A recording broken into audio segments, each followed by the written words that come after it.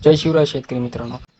सध्या प्रत्येक शेतकरी हेच विचारत आहे, ई-के-वाय-सी कुठे करायची? माझं नाव कर्जमाफी यादीत आलं का?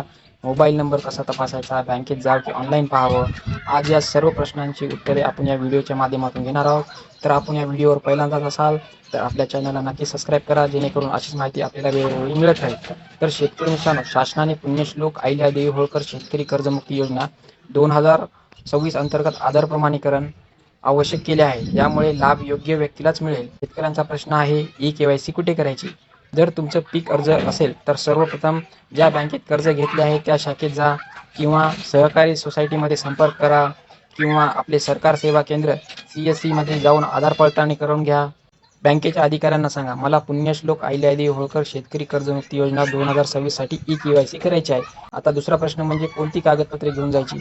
आधार कार्ड, बँक पासबुक, कर्ज खाते क्रमांक, आधारला लिंक असलेले मोबाईल, 712 आणि 8 गरज पडल्यास माझं नाव यादीत कसं पाहायचं? हा सर्वात महत्त्वाचा प्रश्न. सध्या सर्व लाभार्थ्यांसाठी नाव टाका आणि शोधा अशी सार्वजनिक ऑनलाईन सुविधा उपलब्ध नाही. शासन टप्प्याटप्प्याने लाभार्थ्याची यादी प्रसिद्ध करत आहे. त्यामुळे नाव तपासणीसाठी ज्या बँकेत कर्ज आहे त्या शाखेशी संपर्क करा. सेवा सहकारी सोसायटीमध्ये यादी आली का ते पहा. जिल्हा मध्यवर्ती सहकारी बँकेशी संपर्क करा. जिल्हा उपनिबंधक सहकार कार्यालयात माहिती द्या. शासनाच्या कोणत्या नावाने माहिती शोधायची? हा एक मोठा प्रश्न आहे. जर मोबाईलवर माहिती शोधत असाल तर खालील नाव लक्षात ठेवा: पुण्यश्लोक अहिल्यादेवी होळकर शेतकरी कर्जमुक्ती योजना 2026 आणि महाराष्ट्र शासनाच्या अधिकृत संकेतस्थळावर किंवा सहकार विभागाच्या माहितीकडे लक्ष द्या. आता पहिली यादी आली का? हो. 22 जुलै रोजी पहिली प्रातिनिधिक यादी जाहीर झाली. दुसरी यादी पुणे जिल्हा मध्यवर्ती सहकारी बँकेच्या सुमारे 61,900 शेतकऱ्यांची पुढील यादी जाहीर झाली आहे. माझ्या जिल्ह्याची यादी नाही? मग घाबरू नका.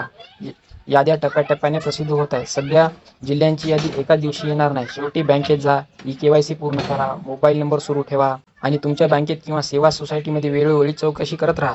यामुळे तुमचा लाभ उशिरा होण्याची शक्यता कमी होईल. शेतकरी मित्रांनो, बाहेरगावी असल्यामुळे मी छोटा व्हिडिओ बनवला आहे.